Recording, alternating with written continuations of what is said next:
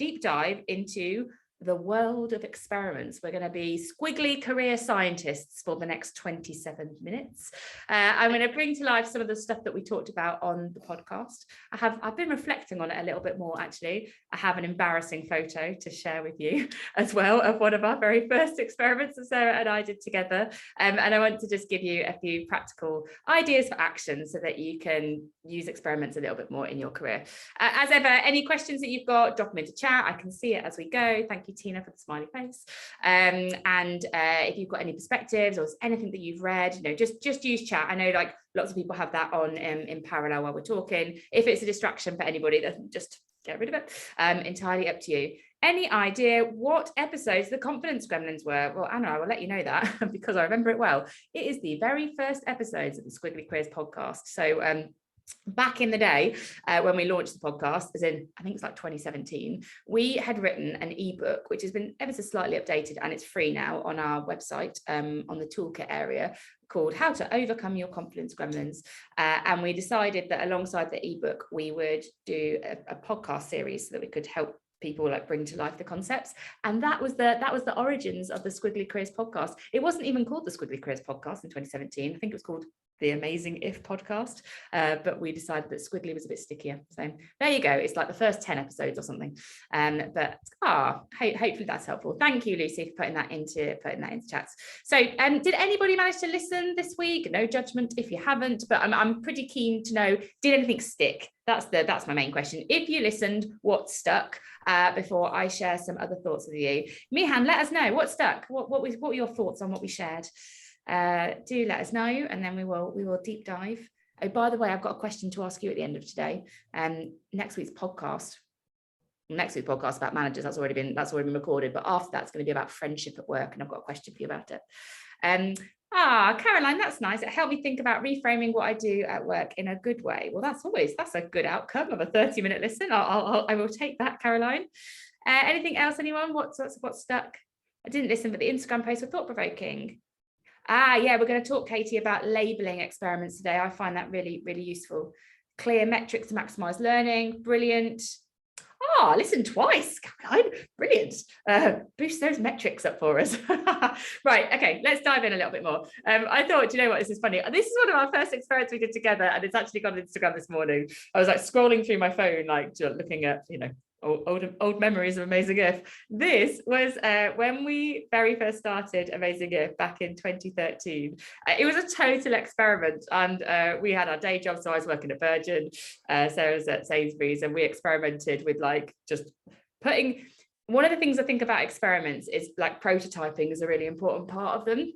So you're trying something out, you don't want to make it perfect. So prototyping is much more important than perfection. So we had this idea about career development and starting a blog and sharing practical ideas for action. And we wanted a website, but we didn't want to spend loads of money on it. And so we applied for this Shell Livewire award. They gave us £1,000 to start our first website. So this is one of our first experiments that we did.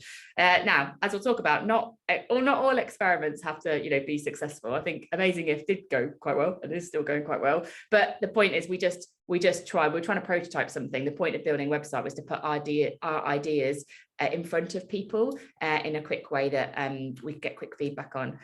Sophia, I don't love that hairstyle. I am not loving that fringe. There are many experiments with the fringes and fashion, and I don't think that was a great one. But still, it's a very happy moment for my past, so it's fine. I'm fine sharing it. So what I wanted to get a bit of sense of our lovely community here today, and I'm going to make this anonymous, so give me a second.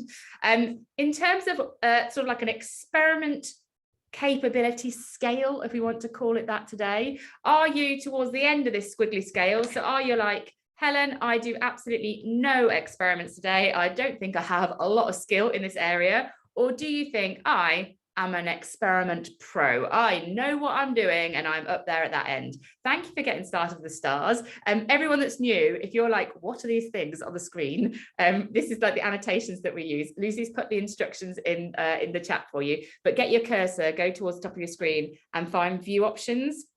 You can also draw, should you wish to. You can experiment with the other functionality on Zoom. So it's view options top of your screen, and then it's annotate, so click on that, and then it is stamp, and then it is star, or whatever else you want to stick on a screen, make it clean. This gets recorded and it goes on YouTube. And what have we got? Oh, so we're very spread, aren't we? I really want to know who this is. I'm like, oh, who's the pro up here? I want to know. You can give us some tips that we can learn from. Overall, what do we think? Maybe a bit more here, so people may be feeling like this is an area of development for them, maybe. No one who's at like an out and out, and no one who's like, I'm an out and out pro. I really wish there was, actually, because I feel like this is an area I would love to learn. I'm learning so much about doing experiments, and we're benefiting so much from it, that I sort of really want to learn from more people. Interesting perspective that Barnaby says there. I think it's very much determined by the organisation that you're part of. Some don't really enable experiment or support or trial failure.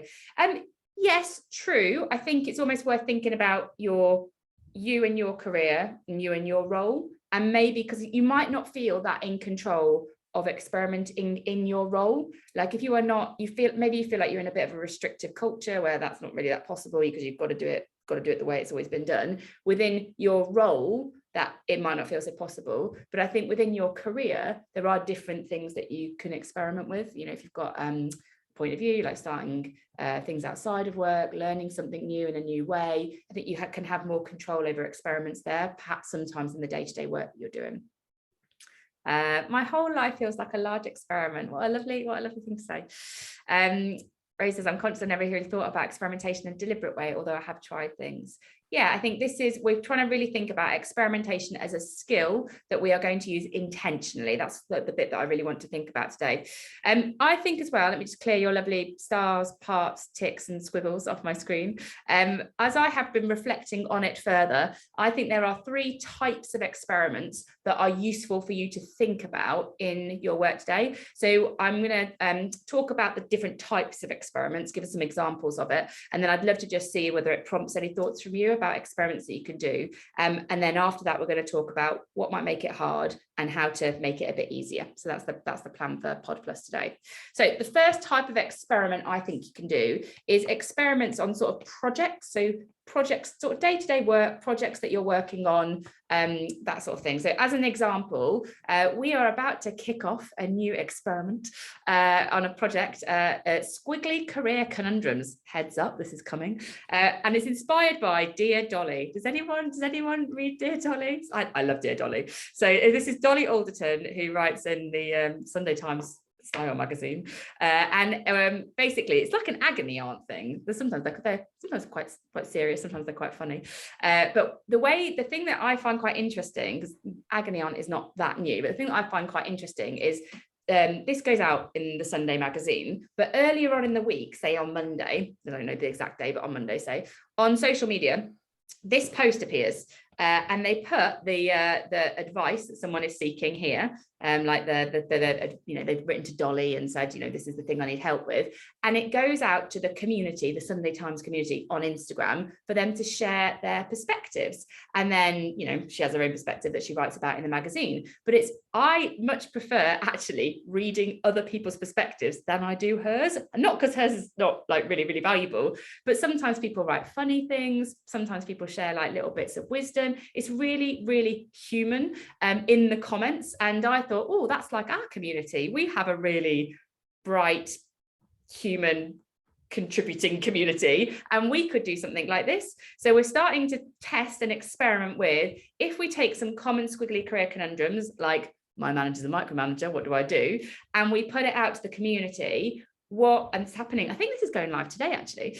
What did the community, like what is your advice? Like what would you say to somebody who has this career conundrum? And then I'm going to give my advice, and at some point I'll persuade Sarah to do this on Instagram stories, but I'll go first and prove whether it works or not. And I'll give my advice on like Instagram stories, and I don't know, maybe it'll become a podcast, I don't know, but that's the point really. I don't really need to know now, I just need to get it out and see whether people comment. The hypothesis is people have got quite a lot of perspectives, and they will be willing to share that in this way. And if no one comments, then it doesn't work, and that is also fine.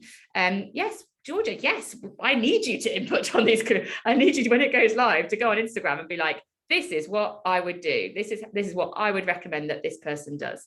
So yeah, that's the plan. So I think about what projects you can experiment with. That's one way of thinking about this. The second thing that might be interesting is experimenting with people. I appreciate that might sound a bit dodgy. And what I mean by that is the people in the team, like this could be the ways that you work with different people. It could be like the roles that people play in meetings, that kind of thing. Like in terms of the people that you work with, what experiments are possible there? Like, could you do a role swap? Like I've got Lucy, I think Sarah in my team is here at the moment. Could like we do like a day or 2 days where one of us shadows the other one, or you do a bit of a swap? Are there things like that you could do where it gives you a fresh perspective on the way that someone is working?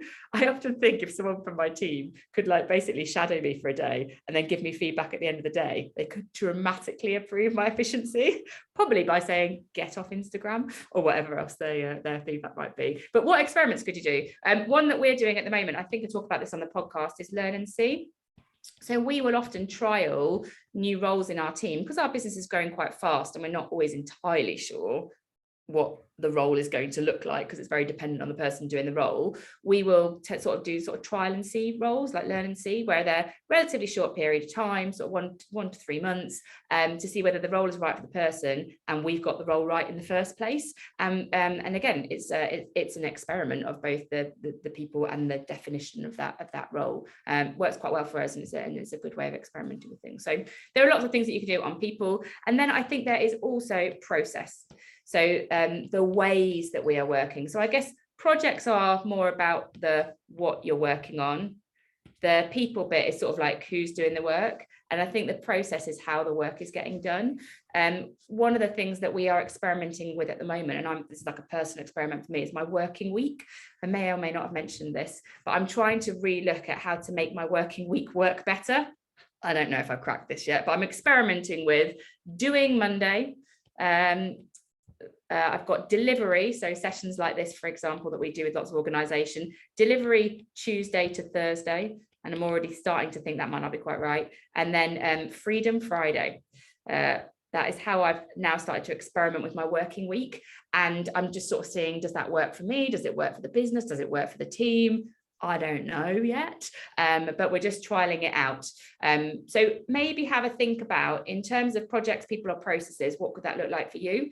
What does Freedom Friday look like? Well, tomorrow I'm off with my nanny, so it's a holiday tomorrow because it's my birthday. Have I mentioned that yet? But what it normally looks like, Joe, is me, it's business related. So tomorrow isn't really Freedom Friday, it's day of holiday. But for me, Freedom Friday is business related, but it is me. Freedom is one of my values, and my definition of that means being unconstrained about my choices. So ultimately, it's me choosing what I want to work on, where I want to work. So do I want to work in my office here? Do I want to go to London?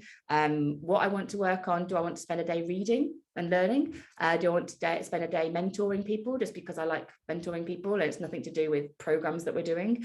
Do I want to spend the day getting mentored? Like it's my choice. It is work related and it is in support of the work, but I choose how I'm working and what I'm working on, and I find it quite liberating. Thanks, everybody.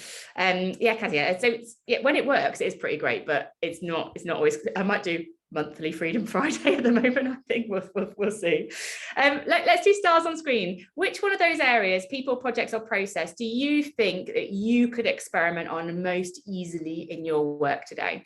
Let's give me a star, put it on people, projects, or process. Which one do you think, this is the one that I could see myself having a play with? Am I disciplined about not letting BAU slip in? Laura, not enough. Yeah, no. No, I'm not. I need to get better at it, but that's part of the learning, isn't it? So it looks like people is the least. Maybe that one feels a bit scary, but I think this is just about thinking about how could we experiment in kind of the work that people are doing, or the way we're working with each other might feel like a slightly easier way to frame that. Process looks like the easiest. Okay, all good. Let me just clear this off. I want to get a bit of sense of you, of like what we might get in your way. Give me an idea, like you're listening to Populous now, maybe you've also listened to the podcast, but there's some kind of blocker, there's some kind of barrier that is stopping you experimenting. Just give me a bit of a sense, if there is, or you may be ready and raring to go, but if there is any kind of stopper, any blocker, let me know in chat what that might be, because as I share the different ideas I've got for you, isn't it? It's always time, isn't it? It's always time. We've got time. What have we got? Budgets is interesting. I mean, it could be an interesting constraint. How could you trial it without spending any money? Evil timesheets. Oh, Amy, timesheets. Procrastination. Very, very honest there, Sophia. Yeah. Procrastination, basically just me. I am the blocker. Fear, yeah, Jamie, I think that is, because I think that's actually, I think, a really important psychological point. This perhaps is also psychological, because you've got to have the motivation to do something different. I think to overcome procrastination, you've got to work out, well, why is this a good thing for me to do?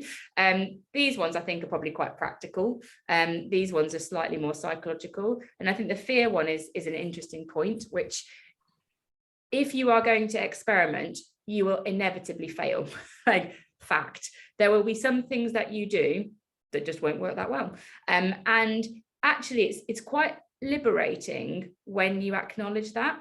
And I think that reframing fear when you're experimenting is a really good thing to do, because fear comes partly from us expecting something to go well and worrying when it doesn't.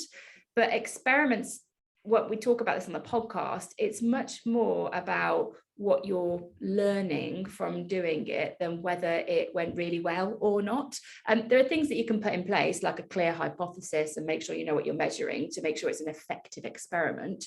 But ultimately, you don't have to fear failure, because failure is learning, as is it going well. That the aim is, have I set this up so that I can learn from it, not have I set it up so that it succeeds.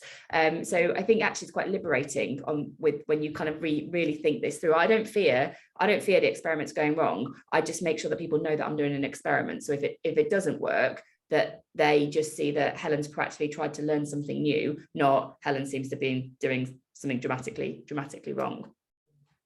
Lisa says, I like the point of the podcast, read low cost, low risk, low distraction, feels much easier to start small. Yeah, so this is the point from Sarah's conversation that she had with Jim Collins on the podcast that we did.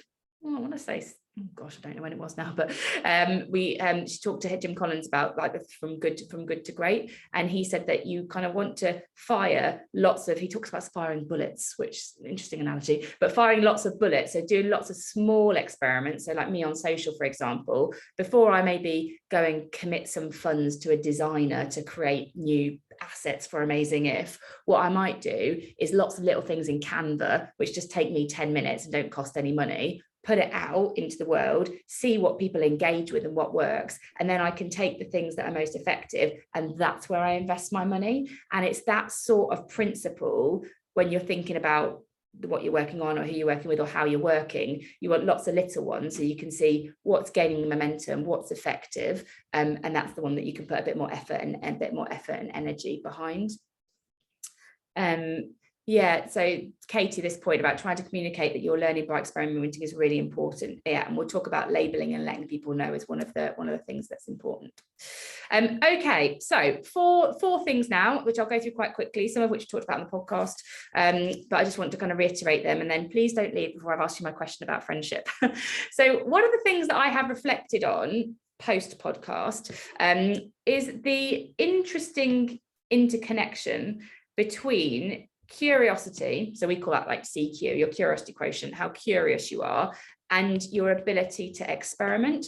So if I think about Dear Dolly, just as an example here, it's because I'm sort of often on social media, and I look at social media with what have they done there, and what's different, and how engaging is that for people, and what type of comments are they getting back. Is because I'm being proactively curious in that context that I then come up with ideas for experiments. So I think if you want to experiment more on projects or people or processes, I think the first thing actually is to be curious about those areas. Like, so if I'm thinking, how could we work more effectively at Amazing If? My first thing is not what experiments could I do. My first thing is to say, well, who's already doing that and what can I learn from them? Like, go and be curious, because it gives you ideas for things that you can try differently, which is really all that experiments are, like trying something you've not done before. And and understanding what you're trying to learn from doing it. And so we didn't talk about this on the podcast, but it's just when I've reflected on the things that I'm experimenting with, the idea has generally been sparked by something that I've seen or heard or listened to. And I think if you can be proactively curious, you can increase your ideas for your experiments. And Jennifer, how can you be more curious? Oh gosh, probably more than I can talk about now, but we've done a podcast on it. I love the team. Like, ask questions, be part of communities like this, do things that you've not done before, put yourself in different spaces. It's actually a really good, the Harvard Business Review did a whole 3-article series around curiosity. There's a really nice assessment from Dr. Thomas Tomorrow-Premuzic, who has also been on our podcast, who talks to you about your curiosity preferences, and there's quite a few different ideas in there. So if the starting point is, would love to be more curious, don't know how, suggest listening to our podcast on curiosity and taking Dr. Thomas Tomorrow-Premuzic's, just search curiosity assessment, Harvard Business Review, and you'll find it. And if you can't find it, then you can look to us, messages, and we'll give it to you. So that's point number 1. And point number 2 is the one that we've just talked about, which is all about, we need to label it as an experiment and let people know about it. So if I just start doing something random, then people might think Helen's gone a bit strange. I mean, people may think that anyway, but the point is, if I say to you, oh, today I'm going to try something I've not done before, I'm going to run Pod Plus without any slides, then you're kind of thinking, oh, okay, interesting. And I might also then tee you up for feedback and say, I'd love to get some thoughts from you on at the end of the session, how effective that was. So not only do you know I'm doing something different, I've also signaled to you that I'm expecting something back from you in return. So you're primed basically to give me that feedback. That massively takes the pressure off. If I'm just doing something and you're looking at me a bit blankly, then I'm going to start getting worried. But if I've primed you, if you know what I'm doing and why I'm doing it, it's easy for everyone. I think I'm just going to mute everyone, maybe it's okay.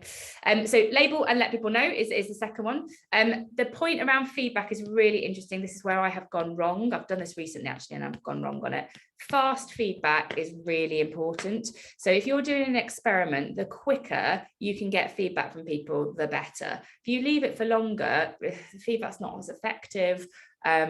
So just make sure, as well as making time to do the experiment, you make time to get the feedback on what worked well, what could be even better if, or maybe there's something specific that you're looking to learn from this. Maybe it is it easier to pay attention if I talk to you without a screen? I don't know. Or actually, are the visuals more helpful? So that in that sense, I'm not just saying what worked well, even better if, I'm giving you a frame for your feedback, which means that the feedback you give me can be more focused. But whether you're just asking what worked well, even better if, or you're giving someone a frame for the feedback, the more important thing is fast feedback. Get it as close to the experiment as possible, and you'll get much, much better data for the development of that experiment. Visuals are best. Oh, thank you. Thank you. Yeah, I mean, I didn't really like doing it without the visuals last week. It was a bit distracting. And then my last point, and I have mentioned this, but I think it's an important one just to keep in your mind with experiments. The point is not for it to win or lose or be right or be wrong. The point is not that, like, take that pressure away that this has to work perfectly, this has to be the best experiment I've ever done. The most effective thing is you kind of thinking, what have I learned? What have I learned? And that might be, I've learned that I still need to practice my experiments. Like, that might be it. Or it might be you've learned something specific about how to present, or how to run a team meeting, or what social media content works. Like, it's more, what have you learned, not how well did it go? And just keeping that in your mind kind of means experiments never really fail, because if you can always learn from it, it's always been the right thing for you to do. So hopefully some different ideas there for you to put into practice.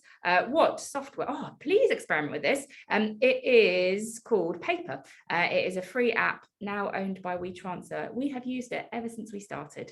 I think it was Sarah's idea. Sarah's an amazing visual thinker, and I think it was Sarah's idea to use it back in the day, back in 2013. And yeah, it's free to use. I think I pay £7 a year to get some extra coloured pens, but you don't need to. So end of everything on experimentation today. Before you go, please, I have a question for you. Don't forget that you can download the pod sheet if you want to know more about it, but I have a question for you.